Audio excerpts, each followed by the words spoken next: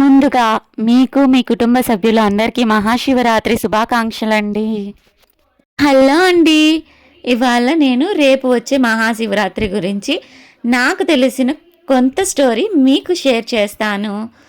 అలాగే నా ATM1009 ఛానల్ని లైక్, షేర్ అండ్ సబ్స్క్రైబ్ చేయండి, మర్చిపోకండి.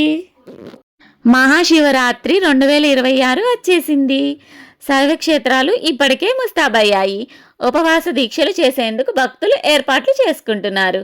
అయితే మహాశివరాత్రి శుభగడియలు ఏంటి, ఏ సమయంలో పూజలు చేయాలి, ఏ సమయంలో అభిషేకాలు చేయాలి అనే విషయాలపై భక్తులకు ఎన్నో సందేహాలు ఉన్నాయి.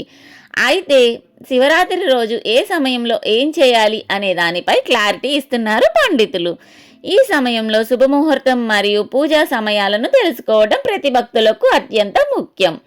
ఈ సంవత్సరం మహాశివరాత్రి పాల్గొన కృష్ణ చతుర్థి నాడు వస్తుంది. శివుడు మరియు పార్వతీదేవి వివాహం జరిగిన రోజునందుకు ఈ రోజు ప్రత్యేకమైన పవిత్రత కలిగి ఉంటుంది. అందువల్ల ప్రతి సంవత్సరం ఈ తేదీన మహాశివరాత్రిని జరుపుకుంటారు. ఈ రోజున శివుని భక్తులకు ఉపవాసం ఉంటారు. వారు శివలింగానికి జలాభిషేకం చేస్తారు, పూజలు చేస్తారు. ఈసారి కూడా భక్తులు పూర్తి విశ్వాసం, ఉత్సాహంతో జలాభిషేకం చేయడానికి దేవాలయాలు మరియు శివాలయాలను చేరుకుంటారు. మహాశివరాత్రి నాడు జలాభిషేకానికి అనుకూలమైన సమయాన్ని తెలుసుకుందాం. మహాశివరాత్రి ఉపవాసం మరియు పూజా సమయాల గురించి తెలుసుకుందాం. ఉపవాసం ఫిబ్రవరి 15 సాయంత్రం 5:04 నుండి ఫిబ్రవరి 16 సాయంత్రం 5:34 వరకు ఉపవాసం చేయాలి. ఉపవాస విరామం ఫిబ్రవరి 16 ఉదయం 6:59 నుండి మధ్యాహ్నం 3:24 వరకు చేయొచ్చు. జలాభిషేకానికి శుభముహూర్తాలు ఫిబ్రవరి 15 ఉదయం 6:14 నుండి 7:14 వరకు, మళ్ళీ 8:24 నుండి 9:48 వరకు, మళ్ళీ 9:48 నుంచి 11:11 వరకు, తర్వాత ఉదయం 11:11 నుంచి 12:35 మధ్యాహ్నం వరకు జలాభిషేకాలు చేయొచ్చు. మహాశివరాత్రి పూజా విధానం తెల్లవారుజామున నిద్ర లేచి ఉపవాసం ప్రారంభించండి. శుభ్రమైన వేదికపై ఎరుపు లేదా పసుపు వస్త్రం వేసి శివుని విగ్రహం ప్రతిష్ఠించండి. మట్టి లేదా రాగి కుండపై స్వస్తికం గీయండి. గంగ నీటితో కలిపి కుండ నింపండి. తమలపాకు, నాణెం, పసుపు ముద్ద వేయండి. శివలింగం ముందు నెయ్యి దీపం వెలిగించండి. శివలింగానికి గంగాజలం మరియు పంచామృతం, పాలు, పెరుగు, నెయ్యి, తేనె, చక్కెర, మిఠాయితో అభిషేకం చేయండి. ఓం నమః శివాయ అనే మంత్రాన్ని జపించండి. బిల్వపత్రాలు, ఉమ్మెత్త ఆకులు, జిల్లేడాకులు, షమీ ఆకులు, పండ్లు, పువ్వులు సమర్పించండి. మహాశివరాత్రి కథ పఠించండి. కర్పూరంతో హారతి ఇవ్వండి. ప్రసాదంగా స్వీట్లు, కీర్ మరియు ఇతర పండ్లను భక్తులకు పంపిణీ చేయండి. కీర్ అంటే పాయసం అండి. మహాశివరాత్రి పురాణం. మహాశివరాత్రి పురాణం ప్రకారం శివుడు మరియు పార్వతీదేవి పాల్గొన కృష్ణ చతుర్థి నాడు వివాహం చేసుకున్నారు. కాబట్టి ఈ రోజున ఉపవాసం ఉండి శివలింగానికి అభిషేకం చేసి రాత్రి జాగరణ చేస్తే శివుడు మరియు పార్వతీదేవి ఆశీస్సులు లభిస్తాయి. ఇది వివాహ జీవితంలో ఆనందాన్ని తెలుస్తుంది.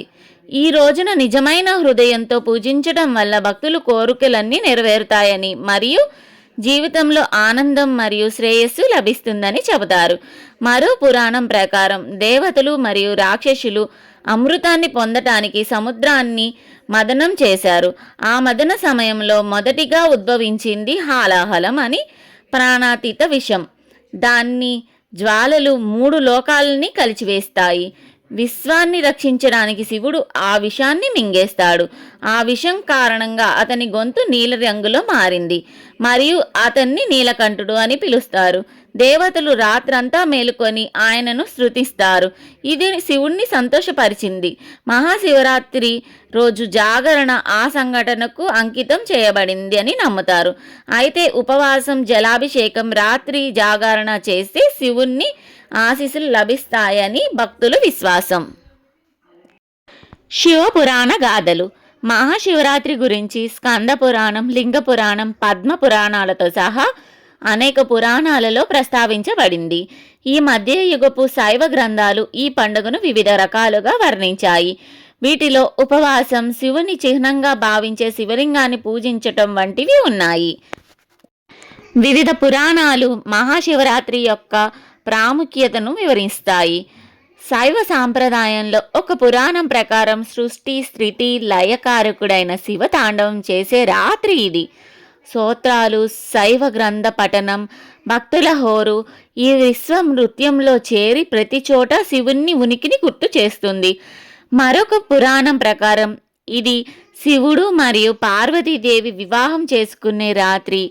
వేరొక పురాణం ప్రకారం శివరాత్రి అనేది సంవత్సరానికి ఒకసారి శివలింగాన్ని పూజించటం, గతంలో చేసిన పాపాలను ప్రక్షాళన చేసుకోవడానికి, పుణ్య మార్గంలో జీవించి కైలాసాన్ని చేరుకోవడానికి అని ఇంకొకటి.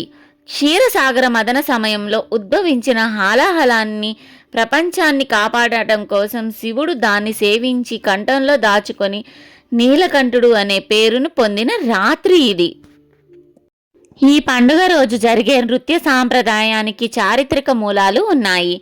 కోనార్క్, ఖజురహో, చిదంబరం వంటి ప్రధాన హిందూ దేవాలయాలలో వార్షిక నృత్యాలు, ఉత్సవాలు మహాశివరాత్రి చారిత్రాత్మకమైన సమ్మేళనంగా పనిచేస్తుంది.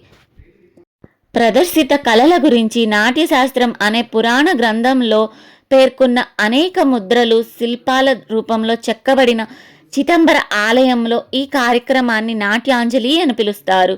ఖజురహో శిల్పాలయాలలో మహాశివరాత్రి నాడు జరిగే ఒక ప్రధాన నృత్యోత్సవం.